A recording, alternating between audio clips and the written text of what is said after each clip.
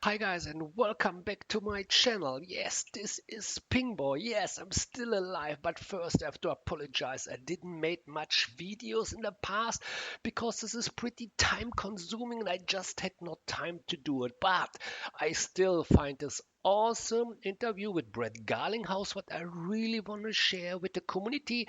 I will think it's a kind of information and it's a kind of important, so what we should share. Guys, I hope you will enjoy the video and I promise in the future I will make a few more videos for the community, share news and share information. But right now guys, please enjoy and have fun with this interview with Brad Garlinghouse. The Ledger, where tech and finance intersect. I'm Jen Viechner. And I'm Robert Hackett. And we are very lucky to be joined by Brad Garlinghouse, the CEO of Ripple. Thanks so much for being here, Brad. Thanks for having me. So you've had a lot of updates this year with Ripple and RippleNet, which is your blockchain that many financial institutions are using. Can you give us an update on what's going on and how they're using it, who's using it? Absolutely. So I think, Ripple, I think, has been really fortunate in the context of the broader blockchain and crypto ecosystem. We've been very focused on a specific customer set, a specific problem around cross-border payments. We've been selling into banks and financial institutions for a few years now. We've signed up over 200 banks and financial institutions globally. Recent ones we've talked a little bit about things like MoneyGram. We announced a very big partnership with in, I guess, June. They went live in July and August, and actually even in their earnings call in August, we're talking about how they're tangibly seeing the benefits of using XRP to help facilitate their liquidity needs. So we feel really good about the momentum we have there. And even this week announced some partnerships in the crypto-specific area with BitPay, a company that allows you to use cryptocurrencies to check out at like a PayPal checkout or Visa checkout. Now we'll be supporting XRP, and CoinMe, an ATM network that will also be supporting XRP going forward. So excited about both of those. And if I understand correctly, MoneyGram is actually using XRP in its transactions, which marks a big evolution for you because there are some financial institutions who are using Ripple but not actually XRP. Can you explain how that evolved and how that's going? So I think, a lot of times, I talk about the more than 200 banks and financial institutions we're working with, most of them sign up and engage us on a fiat to fiat basis. Dollar to yen, dollar to Mexican peso, dollar to Argentinian peso. And that's because that's how the correspondent banking network works today. In effect, some people describe what Ripple's original product and initial product is called kind of Swift 2.0. Swift is what correspondent banks use for messaging to debit and credit the pools of liquidity. And when I say pools of liquidity, I mean like pre-funded accounts. The Bank of Jen and the Bank of Brad would have accounts at each other's banks, and you might be Mexican peso, I'd be dollar, and we debit and credit those with messaging. That works if the accounts are pre-funded. And what we have found is there's more efficient ways to manage liquidity. If you as a bank don't have to put money at my bank and I don't have to put money at your bank, I can use that money for other things. It's working capital. MoneyGram, as an example, has several $100 million of negative working capital. They're a public company. That's material to their business for sure. If by working with them, they can reduce the amount of pre-funding, that is very accretive to how they think about the use of capital and what they can do with that if they didn't have that negative working capital out there. I know some of the hesitation from some of these financial institutions is that XRP, being a cryptocurrency, has some added volatility risk as opposed to fiat currency, dollars, pesos, whatever it might be. How do you get over that, or how do you overcome that risk? It turns out this is a risk that is a little bit of a red herring, and it's born of, I'll use Bitcoin as an example. A Bitcoin transaction has taken as long as 8 or 10 hours on highly intense days of activity on the Bitcoin blockchain. So if you have to hold Bitcoin for 8 hours while you settle a transaction, that's a lot of volatility risk. An XRP transaction is always about 4 seconds long. So if you're only holding a highly volatile asset for 3 or 4 seconds versus holding fiat, a low volatile asset, for a Swift transaction, maybe 3 days, it turns out the volatility risk, because it's such a short amount of time, is lower using an XRP transaction than it is using a Swift transaction that might take 3 days. Now, I think people don't really understand that today, and part of the misinformation and education for us is helping people understand that. But I think that's part of the crawling and walking and run as crypto goes from, I think, kind of the shadows, frankly, into how do we solve real problems for real customers at scale. Well, one thing to jump off of that point, stablecoins are all the rage right now. Everybody's coming out with a dollar-backed or some other sort of asset-backed coins that they can conduct trades quickly, seamlessly, but also without the volatility. So what would be the advantage of using XRP, for instance, rather than using one of these more sort of like designed to be fully stable assets? Yeah, a stable coin like USDC, for example, that Coinbase and Circle have done. I think that is interesting in mitigating volatility, but you still have to go from dollar to peso, right? So at some point you have a bridge. Somebody has to bridge that. And in effect, what Ripple's doing is let's make XRP the most efficient, the most liquid, and the easiest to bridge by selling effectively the connectors on both ends, selling APIs to allow people to connect to both ends of that. If we have hundreds of banks interconnected to use XRP for that, I think that bodes well for the liquidity of XRP. It's basically who has the most liquidity is going to win this game. I mean, that's what I believe. I think different people believe different things, but that's okay. You have all these financial institutions who are now using XRP. It sounds like more people are using it, and yet the price has declined this year recently. Why do you think that is? I think if I could predict the price of crypto, I would not be here. I mean, the crypto markets are hard to predict for sure. And, in many cases, even now, the altcoin basket is very correlated. And so when I say altcoin, I mean everything but Bitcoin. Bitcoin has outperformed the rest of the crypto industry this year. What that looks like in the future, hard to predict. I think over the long term, meaning 2, 3, 4, 5 years, that correlation, I think, will start to reflect those that have a real use case.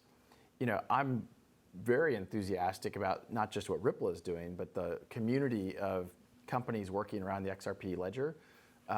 Coil is a very interesting company doing something around micropayments using XRP, where you really can't use something like Bitcoin for the purpose of micropayments in terms of the cost per transaction or speed of the transaction.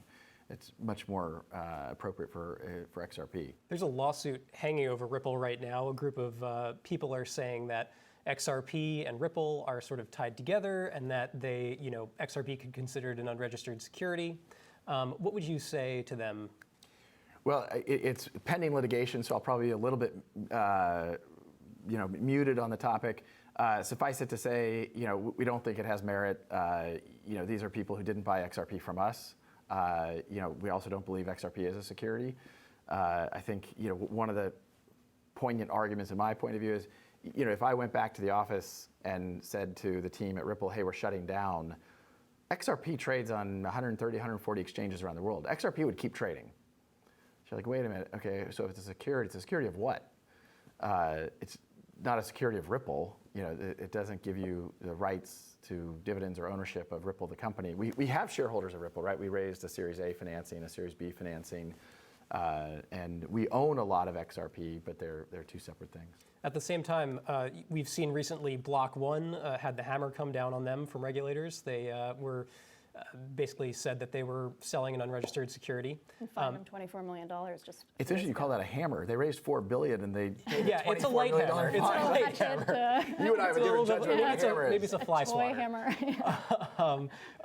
Either way, so what's the difference between Block One and their token EOS versus what you guys are working on? Well, I think one really important distinction is the XRP ledger existed before Ripple, the company. You can, it's a public blockchain. You can go back and see kind of transactions 0, 1, 2, 3. You can see when Ripple was incorporated in the Secretary of State in California. Ripple didn't create the XRP ledger. The XRP ledger had utility prior to Ripple's existence. Certainly we are an interested party in the success of the XRP ledger, for sure. We own a lot of XRP. But it's a little bit like saying, Exxon owns a lot of oil. That doesn't make oil a security. Exxon's clearly interested in how to, we can argue about the health of the, I'm not here to debate carbon emissions. Climate crisis, you want to get into that? This is the example I wanted to choose here, but suffice it to say, Exxon cares a lot because they have a lot of exposure to in this case, commodity called oil. Is Exxon doing things that are trying to drive a healthy ecosystem around oil? Yeah. You were at our Brainstorm Finance conference in Montauk Great event. in June. Thank you. It was the same week that Facebook announced their Libra project, and at the time on stage you said, this was a great week, you were super happy about it. Now we've seen there's been some backlash from regulators with the Libra project, and some doubts from their partners about whether it will proceed. How are you feeling about Libra now? Look, I think anything that's good for the crypto ecosystem is good for Ripple. It's good for XRP, it's good for Bitcoin, it's good for ETH, the whole 9 yards. That week was a great week for us because I think the way Facebook announced Libra, and I use that, I should say, they announced the Libra white paper, is they talked about it in context of, in one particular quote I thought was maybe got a lot of good attention for Ripple, was this idea that if Libra is successful, it's going to put Western Union out of business. And I think that was a quote by a Facebook employee. And if you're a financial institution and you hear that, you're like, wait a minute, you're coming after me. And I think a lot of financial institutions recognize that as digital-first companies enter financial transactions, it's not going to take 3 days to settle a transaction to London, right? It's in order to compete on a level playing field, you need to have not just today's set of technologies, but even going forward to tomorrow's set of technologies. And a lot of, particularly for cross-border payments, you're stuck in a technical architecture built 50 years ago. What Ripple's doing is saying, look, we can take that way beyond where we are today and make it far more efficient. So what happens with Libra and their white paper initiative, hard to predict. I think maybe that would have been better received had Facebook not been the point of the arrow. Facebook has been in the crosshairs of a bunch of governments around the world. And I think what we saw happen was, not surprisingly in my opinion, the regulators saying, whoa, wait a minute, there's a trust issue over here that we're concerned about, and now you want to go into consumer financial services. And again, the way that the initial white paper positioned Libra, the Libra coin, was really as a competitor to fiat. I think that's a different animal than certainly how we think about using XRP and the role of many digital assets in the future. Are you bullish on Facebook's ability to execute Libra as they originally laid it out in the white paper? No. By the way, I guess if I parsed your question exactly, do I think they have the technical competency to do that? Sure. But will it happen? I think in the regulatory headwinds they're facing, I think are substantial. And, should they have predicted that? We can debate that. But I think, what they have said publicly, I believe, is that they don't intend to launch anything until they've made regulators comfortable. I've read some of the statements from some regulators, and I think it's going to be a tough road. So you don't think it'll happen? If I were a betting man, I were taking an auger bet on, will Libra, maybe there is actually. There should be. There should be. If there's not, I would bet that Libra, I think there's a time-based element on auger as well. So I'll say, I'll take the over-under of, let's say the end of 2022, I think Libra will not have launched. If Facebook isn't the right company to do this now, given the regulatory headwinds, is there another company or organization that you think would be better suited to launch this project? Hey, I don't know. I think the problem is the genie's a little bit out of the bottle. If the two of you got together and launched something that wasn't called Libra but looked an awful lot like that, and got some of the same participants to come together, would it likely achieve a little more success? Maybe. I think now, Libra, at least from a regulatory point of view, has, it's viewed as a Facebook project. I know we can debate that, but the perception is 100% that it's a Facebook project. Yeah, well, it'll be interesting to see how it all plays out. For sure. Hopefully have you back before 2022. We'll see. Yeah, Brad, thank you so much for being here. Absolutely, thanks for having me. I'm Jen Viechner. I'm Robert Hackett. For more Balancing the Ledger, come to fortune.com. We'll see you next time.